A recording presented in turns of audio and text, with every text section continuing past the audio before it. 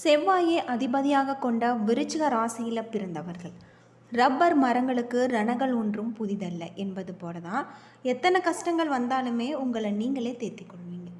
எதையும் விடாப்படியாக பிடித்து கொண்டிருப்பீங்க. பதுங்கி பின் பாயும் புலியை போன்றவர்கள் தான் நீங்கள். இந்த விருச்சிக ராசியில் பிறந்தவர்களுக்கு அடுத்து வரக்கூடிய காலகட்டத்தில் எந்த மாதிரியான ஒரு பலன்கள் கிடைச்சிருக்கு, குரு பயிற்சியால் உங்களுடைய வாழ்க்கையில் கிடைக்கக்கூடிய நன்மைகள் என்ன, தீமைகள் என்ன, குரு பயிற்சியில் நீங்கள் தவிர்க்கக்கூடிய சில விஷயங்கள் இருக்குது. இதை பற்றி முழுமையாக தெரிஞ்சுக்கலாம். வீடியோவை கடைசி வரைக்கும் ஸ்கிப் பண்ணாமல் பாருங்கள். நம்ம சேனலை சப்ஸ்கிரைப் பண்ணலைன்னா மறக்காமல் சப்ஸ்கிரைப் பண்ணிவிடுங்க. வாங்க வீடியோக்குள்ளே போகலாம். ஜோதிட ரீதியான பலன்களுக்கு டிஸ்கிரிப்ஷன் நம்பர் கொடுத்துருக்கோம். இந்த நம்பருக்கு கால் பண்ணி உங்களுடைய பிரச்சனைகள் எதுவாக இருந்தாலும் சொல்லுங்கள். அதுக்கான ஒரு தீர்வு உடனுக்குடன் உங்களுக்கு கிடைக்கும்.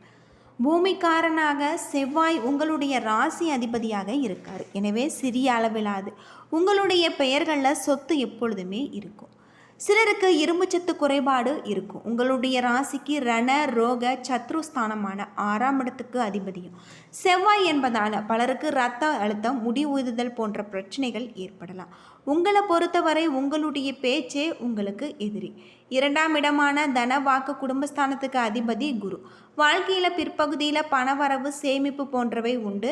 உங்களுடைய வாழ்க்கை துணை பற்றி சொல்லும் 7ஆம் இடத்துக்கு அதிபதி சுக்கிரன் என்பதால் வாழ்க்கை துணைவர் ஏதேனும் ஒரு வகையில் பிரபலமாக இருப்பாங்க. கலைகளில் மிகவும் ஆர்வத்துடன் இருக்கக்கூடியவர்கள் உங்களிடம் மிகுந்த அன்போடு இருப்பதுடன் ஒரு நண்பரை போல பழகக்கூடியவராக இருப்பாங்க. சயனஸ்தானம் எனும் 12ஆம் இடத்துக்கு சுக்கிரனே அதிபதி என்பதால் 4 நாட்கள் வேலை செய்தால் 2 நாட்கள் நல்லவாக இருக்கக்கூடிய விரும்பக்கூடிய வகையில் இருக்கும். அடிக்கடி வெளியூருக்கு சென்று வருவீங்க. பயணங்களில் விரும்பும் நீங்கள் அதற்காக பணம் சேகரிப்பவராக இருப்பீங்க. விருச்சிக ராசிக்கு அதிபதியாக செவ்வாய் இருப்பதால் ஞானியர்களையும் மகான்களையும் தரிசித்து வணங்குவது நல்லது. செவ்வாய்க்கு எதிர்குணம் கொண்ட அனுசத்தில் உங்களுக்கு அதிபதியாக சனியும் கேட்டைக்கு அதிபதியான புதனும் வருவதால் நன்றாக சுகபோகங்களுடன் வாழும்போதே வாழ்க்கையின் நிலையாமையை குறித்து சிந்திப்பீங்க. காடுகளிலும் மலைப்பகுதியிலும் சுற்றித் திரியும் சித்தர்கள் என்றால் உங்களுக்கு கொள்ளை பிரியும். மிக பழமையான தலங்களையும் அங்கு இருக்கக்கூடிய சித்தர்களுடைய ஜீவ சமாதிகளையும் தரிசித்து வழங்குவது உங்களுக்கு ரொம்பவும் நல்லது. அது மட்டும் இல்லாமல் நீங்கள் மிகப்பெரிய அற்புதமான மாற்றத்தை தரக்கூடிய வகையில் ஜீவ சமாதியை சென்று வழிபட்டு வருவதன் மூலம் உங்களுடைய வாழ்க்கையில் நீங்கள் எதிர்பார்க்க முடியாத அளவுக்கு நல்ல பல மாற்றங்கள் ஏற்படும். உங்களுடைய ராசியில் சந்திரன் நீச்சமாவதால் சட்டென்று புத்தி வேலை செய்யாது. திடீரென பிரச்சனை வரும்பொழுது என்ன செய்வதென்று தெரியாமல் விழிப்பீங்க. அதே போன்று சந்தர்ப்பங்களில் நீங்கள் எதிர்கொள்ளக்கூடிய பிரச்சனைகள் எல்லாமே நீங்கள் முருகப்பெருமான வழிபட்டு வருவதன் மூலம் இந்த பிரச்சனைகள் அனைத்திற்குமே உங்களுக்கு நல்ல ஒரு தீர்வு கிடைக்கும். அது மட்டும் இல்லாமல் விருச்சிக ராசியில் பிறந்தவர்களுக்கு அற்புதமான ஒரு காலமாக தான் இந்த காலம் சொல்லப்பட்டிருக்கு.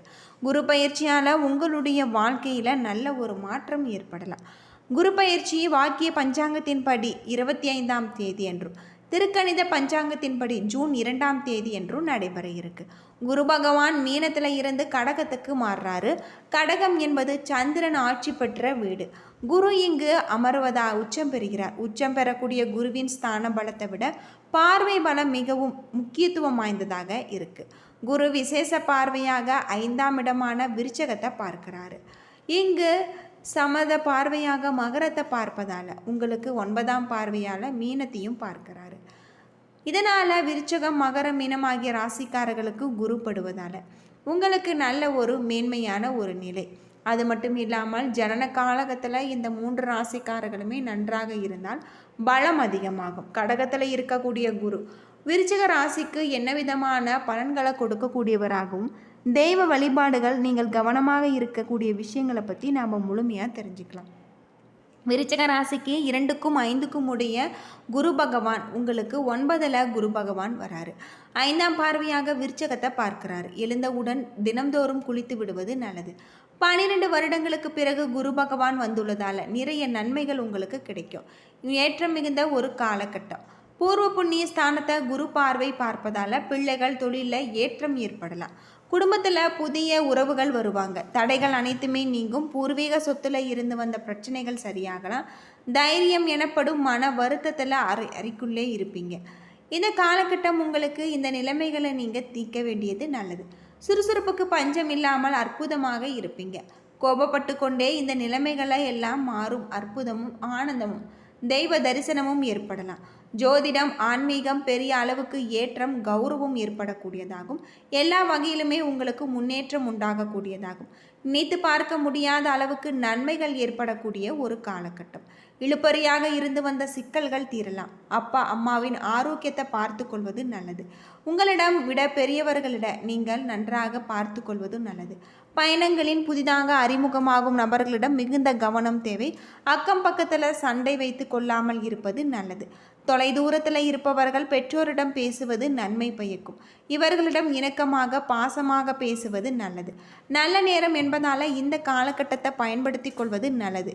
உழைப்பிற்கு அங்கீகாரம் கிடைக்கக்கூடிய ஒரு காலகட்டம். இந்த நேரத்தில் சரியாக பயன்படுத்தி கொண்டால் வாழ்க்கையில் நல்ல ஒரு முன்னேற்றம் ஏற்படக்கூடிய வகையில் உங்களுக்கு சொல்லப்பட்டிருக்கு. விருச்சக ராசியை பொறுத்தவரை குரு பகவான் கடக ராசியில் இருக்கக்கூடிய சந்திர ராசியில் இருந்து 9வது வீட்டில் பயணம் செய்கிறார்.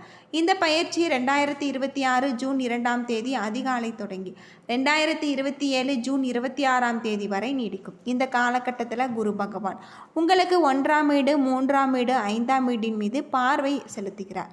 செல்வத்தின் அதிபதியான குரு பகவான் கடக ராசியில் 9வது வீட்டில் பயணம் செய்வதால் விருச்சிக ராசிக்காரர்களுக்கு தொழில் வாழ்க்கையில் கலவையான பலன்கள் கிடைக்கலாம். தொழிலில் கூடுதல் பொறுப்புகளை அதிகரிக்கலாம் அல்லது முயற்சிகளுக்கு பலன் கிடைக்க தாமதமாக கிடைக்கலாம்.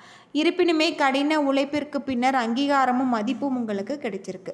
பொருளாதார நிலை மேம்படக்கூடியதாகவும் வருமானம் மற்றும் நிதி ஒழுக்கம் எதிர்கால லாபத்திற்கு வழிவகுக்கக்கூடிய வகையில் சொல்லப்பட்டிருக்கு. அன்பு மற்றும் குடும்ப உறவினர்கள் இனிமையடைந்து உங்களுக்கு மன்னிக்கும் மனப்பான்மை மற்றும் பரஸ்பர புரிதல் அதிகரிக்கக்கூடியதாகும். திருமண வாழ்க்கையில் நம்பிக்கை அன்பு மற்றும் மனநிறைவு காணப்படலாம்.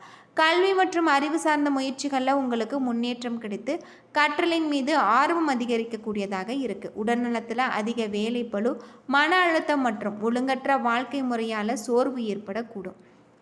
எனவே நீங்கள் கவனமாக இருக்க வேண்டியது நல்லது.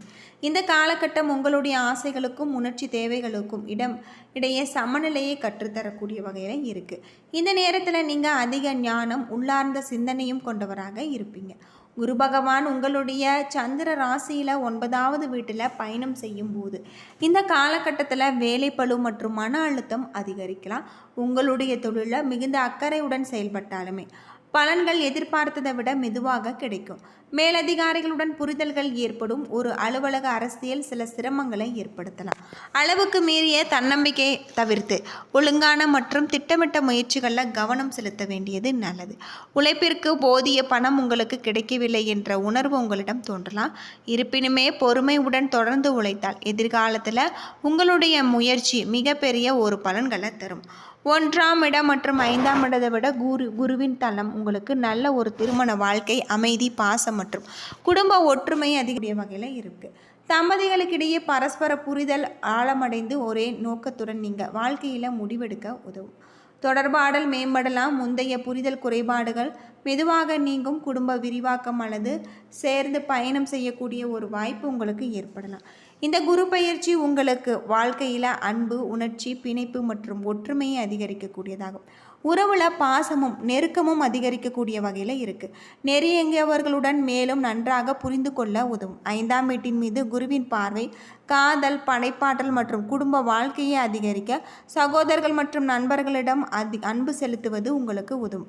குடும்ப சந்தர்ப்பங்களில் மற்றும் விழாக்களில் நீங்கள் மகிழ்ச்சியை தரக்கூடிய வகையில் இருக்குது. உங்களுடைய உணர்ச்சிகள் சுதந்திரமாக வெளிப்படுத்தி அதற்கு பதிலாக அதிக அன்பையும் ஆதரவையும் நீங்கள் பெறக்கூடிய ஒரு காலகட்டமாக இந்த காலகட்டம் அமைஞ்சிருக்கு. மனம் உடைதல் மன்னிப்பு மற்றும் தன்னம்பிக்கை மீண்டும் உருவாகும் காலமாக இருக்குது.